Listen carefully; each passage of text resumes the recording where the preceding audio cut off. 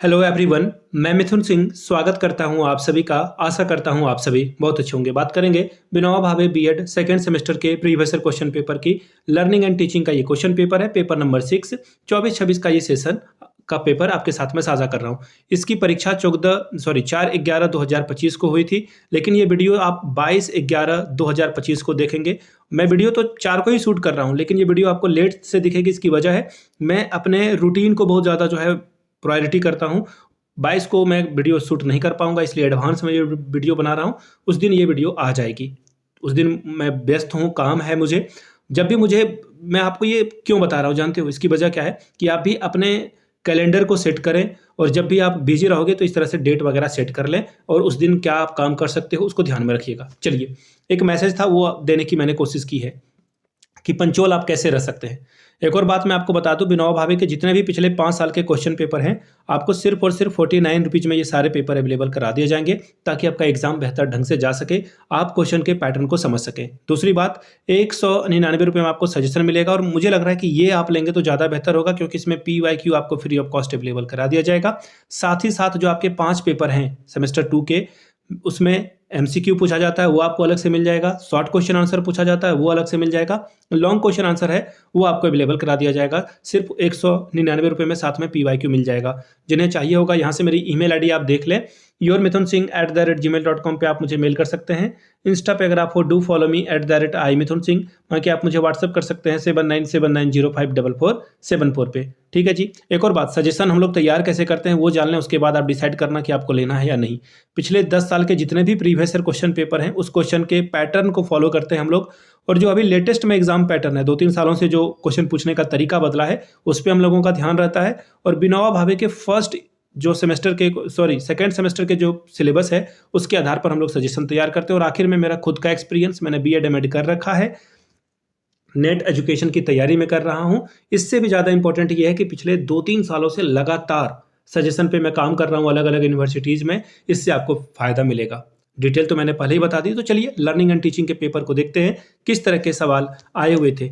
इसके लिंक, इस वीडियो के लिंक में आप, वीडियो के डिस्क्रिप्शन में एक लिंक मिलेगा, उस वीडियो को जाकर के देख लेंगे। आज तक जितने भी लर्निंग एंड टीचिंग के MCQ हैं, उसको मैंने डिटेल में समझा रखा है, उस वीडियो को जाकर के आप देख सकते हैं। आगे देखिए, 24-26 सेशन का ये क्वेश्चन पेपर है। वक्त मिलता है आपको 3 घंटे का। फुल मार्क्स है 80 का। 80 ला सकते हो आप यहाँ पे। और अगर मैं बात करूँ पासिंग मार्क्स की, तो 36 नंबर लाने से इस एग्जाम को आप क्वालिफाई कर जाओगे।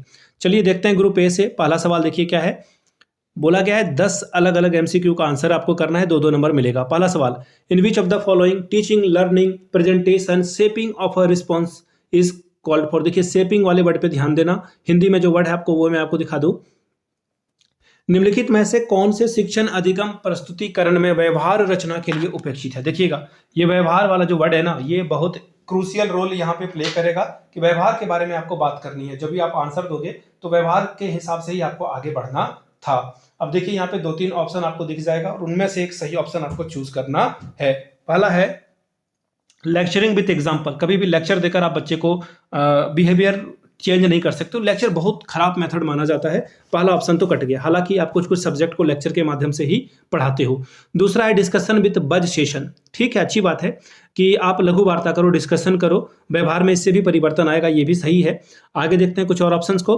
प्रोग्राम लर्निंग विथ इंडिविजुअलाइजेशन, यानी कि व्यक्तिकरण के सहित अभिक्रमित अधिगम। देखिए, आप प्रोग्राम लाओगे एकदम अलग अलग बच्चे के लिए, अलग अलग लर्निंग प्रोग्राम, क्योंकि हर बच्चा अलग अलग होता है, सीखने की उसकी जो रेट होती है वो अलग अलग होती है। तो ये पहले वाले से ज़्यादा बेहतर है। पहला वाला सही था, दूसरा वाला उससे भी बेहतर है। तीसरा, power point presentation with a scope for interaction.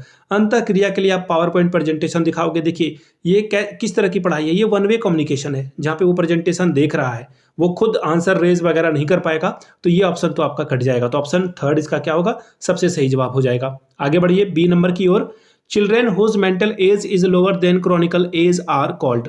वह बच्चे जिनकी मानसिक आयु कालानुक्रम आयु से कम होती है, क्या कहलाते हैं? सबसे पहले IQ का फॉर्मूला देख लें आप लोग, ताकि आप चीज़ों को समझ पाएंगे। Mental age upon chronicle age into 100, इसका फॉर्मूला होता है। मेंटल एज यानी कि आप अभी जो है, अगर 10 साल के हो, सपोज कर लेते हैं आप 10 साल के हो, और आपकी जो बुद्धि है वो बुद्धि भी 10 साल की है, तो आपका जो IQ होगा 10/10 इंटू 100, यानी कि आपका जो है IQ 100 हो जाएगा। आप नॉर्मल बच्चे हो, साधारण बच्चे हो, ठीक है, सामान्य बालक हो आप। लेकिन अगर आप 10 साल की उम्र में बहुत ज़्यादा कैलकुलेशन कर रहे हो, आपकी IQ बहुत अच्छी है, जैसे कि आपने 3 इडियट वाले मूवी में देखा होगा, आमिर खान का जो चाइल्ड कैरेक्टर रहता है, यानी कि वो क्लास 4-5 में होता है, तो वो 10 के मैथ सॉल्व कर रहा होता है, तो उसकी IQ हाई थी। तो यहाँ पे बोला गया कि कम हो, अगर IQ मेंटल एज ही कम है और क्रॉनिकल एज है, यानी कि बड़ा तो हो गया, बुद्धि उसकी नहीं बढ़ी है, तो ऐसे बच्चे को हम लोग बोलते हैं रिटार्टेड चिल्ड्रेन। उसे क्या बोलेंगे? Retarded children. और अधिक जो 3 इडियट वाला बच्चा था वो क्या था? गिफ्टेड चिल्ड्रेन था। ठीक है, आगे बढ़ते हैं क्वेश्चन नंबर 3 की ओर। Which animal was kept in Skinner box? Skinner के बक्से में क्या था? चूहा रखा हुआ था, जो कि लिवर वगैरह आपने पढ़ रखा होगा इसके बारे में। आगे इसके बारे में और भी डिटेल में सवाल पूछा गया था। अगला सवाल, विच of the following is an essential characteristics of creativity? देखिए, आपसे एक सवाल पूछ लूं मैं, आप लोग ना काम करना कमेंट सेक्शन में। कैट के बारे में किसने बात की थी? ठीक है, डॉग के बारे में किसने बात की थी? मंकी के बारे में, मंकी के ऊपर एक्सपेरिमेंट, डॉग के ऊपर, कैट के ऊपर किसने किसने किया था, और उस थ्योरी का नाम क्या था? नीचे कमेंट करके बताएं। दूसरे का भी भला आप कर दोगे, खुद का भी भला आप एक बार कर पाओगे। विच of the following is an essential characteristics of creativity? निम्नलिखित में से सृजनात्मकता के आवश्यक लक्षण क्या हैं वो बताएं। देखिए, क्रिएटिविटी की बात की जा रही है, सृजनात्मकता की बात हो रही है। जैसे मैं एक सवाल पूछूं आपसे कि भारत के PM कौन है, आप फटाक से जवाब दे दोगे कि PM अभी मोदी साहब है। ठीक है, ये क्या हुआ? आपने कन्वर्जेंट थिंकिंग की। यहां पर क्या किया आपने? कन्वर्जेंट थिंकिंग करके तुरंत आंसर बता दिया। अगर मैं इसे डिटेल में पूछता ना कि आपको PM मोदी कैसे लगते हैं, आप इसका आंसर 3 तरह से दे सकते थे। अच्छे लगते हैं, गुड, फिर आप बोल सकते हो कि नहीं बुरे हैं, बैड, या फिर आप बोलोगे डोंट नो। ठीक है, डोंट नो, ये भी आप बोल सकते हो। तो कहने वाली बात क्या है कि 3 आंसर आ गए, ये भी कन्वर्जेंट थिंकिंग है। लेकिन मैं अगर इसी सवाल को एक और थोड़ा सा ट्विस्ट करके पूछूं, आपको अच्छे क्यों लगते हैं, वाई वाला सवाल कर दूं, तो फिर आप जो है डिटेल में बताओगे, सोच समझ कर कि ये काम जियोपॉलिटिक्स में इन्होंने ठीक से काम नहीं किया, गरीबों के लिए काम नहीं किया, किसानों के लिए काम नहीं किया, स्टूडेंट को जॉब नहीं दी, एजुकेशन सिस्टम, हेल्थ एजुकेशन ठीक नहीं है। ठीक है, ये बैड वाला का एग्जांपल मैंने दे दिया। अगर कोई बोलेगा कि नहीं PM मोदी मुझे पसंद है, तो वो आप बोलोगे कि हाँ भाई ठीक है, हम लोगों ने पाकिस्तान पे अटैक किया, ऑपरेशन सिंदूर हुआ। देखिए, जो पसंद करते हैं वो 10 तरह के चीज़ों को बताएंगे, जो ना पसंद करते हैं वो 10 बुराइयों को बताएंगे। ये क्या है? डाइवर्जेंट थिंकिंग है। आप अलग अलग तरीके से सोच पा रहे हो, दैट इज डाइवर्जेंट थिंकिंग, अपसारी चिंतन। ठीक है जी, आगे बढ़ते हैं अगले सवाल की ओर। मोटिव्स कैन बी, देखिए प्रेरक हो सकते हैं, जो आपको मोटिवेट करे आगे बढ़ने के लिए, आगे जाने के लिए। तो वो कैसे हो सकते हैं? इन्फर्ड फ्रॉम द बिहेवियर, व्यवहार के द्वारा अनुमानित करके। फिर है ऑब्जर्व डायरेक्टली, यानी कि प्रत्यक्ष निरीक्षित। फिर अगला ऑप्शन देखिए क्या है, यूज टू एक्सप्लेन बिहेवियर, यानी व्यवहार की व्याख्या करके। यूज टू प्रिडिक्ट बिहेवियर, यानी व्यवहार की भविष्यवाणी करके। देखिए, भविष्यवाणी कर पाना थोड़ा मुश्किल है, लेकिन हाँ, बिहेवियर से पता चलता है कि ये बच्चा कैसे आगे बढ़ेगा। और यहाँ पे व्यवहार की व्याख्या करके नहीं, ये तो ऑप्शन तीसरा वाला बिल्कुल नेगेटिव है। और डायरेक्टली आप ऑब्जर्व भी नहीं कर सकते, तो सबसे बेहतर ऑप्शन क्या होगा? व्यवहार के द्वारा आप अनुमान लगाओगे कि अभी जो है कर रहा है, किस तरह से वो डिटेल में आगे बढ़ पाएगा, तो व्यवहार के हिसाब से ये सही होगा। अगला सवाल, कॉग्निटिव डेवलपमेंट डिपेंड्स अपॉन, संज्ञानात्मक विकास निर्भर करता है। सबसे पहले प्याजे साहब ने इसके ऊपर जो है बहुत सारी बातचीत की है। इन्होंने कॉग्निटिव डेवलपमेंट को 4 अलग अलग पार्ट में बांटा है। कोई नीचे कमेंट कर दे तो बहुत ही भला हो उनका। ठीक है, और किस किस एज ग्रुप की बात की है वो भी आप नीचे कमेंट करके बताइएगा। तो फिलहाल जो संज्ञानात्मक विकास है वो किस पे निर्भर करता है? पर्यावरण पर। ऑप्शन 2 इसका सबसे सही जवाब होगा। ट्रायल एंड एरर मेथड किसका था? ठीक है, तो इनसाइट पे काम नहीं करता है, ना कि प्रैक्टिस पे काम करता है। आगे बढ़ेंगे अगले सवाल की ओर। एटीट्यूड्स आर एक्सप्रेस्ड इन, मनोवृत्तियां अभिव्यक्त होती है किस पे? बिलीव कंपोनेंट पे, इमोशनल कंपोनेंट पे, एक्शन कंपोनेंट पे, या इनमें से सभी। तो देखिए, एटीट्यूड जो है आपका भावनात्मक पक्ष भी है, आस्था घटक भी है, और एक्शन कंपोनेंट भी है, यानी कि ऑल ऑफ दिस होगा। वैसे मैंने आपको पहले भी कई दफा बता रखा है कि 99% चांस होते हैं कि ऑल ऑफ दिस वाला ही आंसर सही हो। बाकी कभी कभी 1% मार्जिन ऑफ एरर आप रख के चलते हो। जब भी आपको ऑल ऑफ दिस दिखे 90% वो सही होता है। आगे बढ़ेंगे।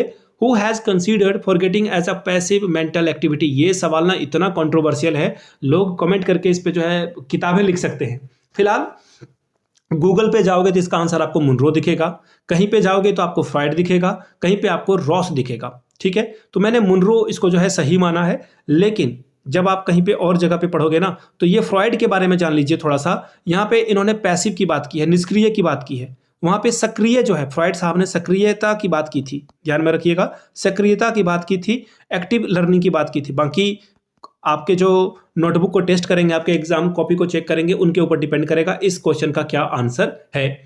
अगला सवाल देखिए क्या है, the factor influencing motivation are, अभिप्रेरणा को प्रभावित करने वाले कारक कौन हैं? इनकरेजमेंट यानी कि प्रोत्साहन, फिर है अवेयरनेस यानी कि जागरूकता, तीसरा है एस्पिरेशन यानी कि आकांक्षा, या फिर चौथा ऑल ऑफ दीज। अभी आपको मैंने बताया ऑल ऑफ दीज दिखे सबसे पहले उसी को आप टिक मारिए। अगला सवाल, what are the chief factors of money, स्मृति के कौन कौन से कारक हैं? मैंने वो जो लंबा वाला वीडियो बनाया ना PYQ, उसमें इसका आंसर आपको मिलेगा, उसमें मैंने इसके बारे में बात की थी। चौथा आंसर इसका सबसे सही है, लर्निंग, रिटेंशन, रिकॉल और रिकॉग्निशन यानी सीखना, धारण करना, पुनः स्मरण करना और अभिज्ञान होना। ऑप्शन नंबर 4 इसका सही जवाब होगा। बात करेंगे ग्रुप बी की, 4 सवाल आपको करने हैं, 5 चौके 5 4 4 20 स्कोर आप यहां से कर सकते हैं। शॉर्ट में आपको आंसर करना है, ध्यान में रखिएगा, शॉर्ट आंसर है यानी कि 2-2.5 पेज लिखोगे, काम आपका बन जाएगा। सवाल क्या था देखिए, discuss the theory of learning as a propounded by Thorndike, Thorndike साहब के द्वारा जो प्रतिपादित अधिगम है उसके नियमों का वर्णन कीजिए।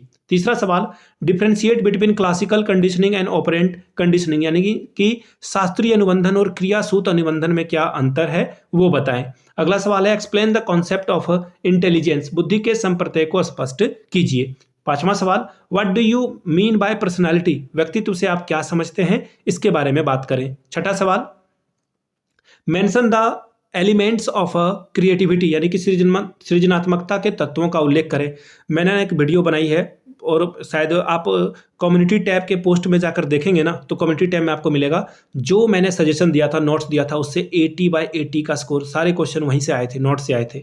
ये मैं बहुत बड़ा आदमी अपने आप को नहीं मान रहा, लेकिन ये रियलिटी है कि सारे क्वेश्चन वहाँ से आ गए। ऐसा 2-3 दफ़ा मेरे साथ पहले भी हुआ है। सिद्धू कान्हू के सेमेस्टर 3 में भी एक बार ऐसा हुआ है कि एक बच्चे ने 94% ले आया था। एक लड़की है जो कि गवर्नमेंट बीएड कॉलेज की वो स्टूडेंट है, तो बहुत अच्छा स्कोर उनका हुआ था। उसका भी मैंने कम्युनिटी पोस्ट पे जो है 4-5 महीने पहले आप जाओगे तो वहाँ भी आपको मिल जाएगा।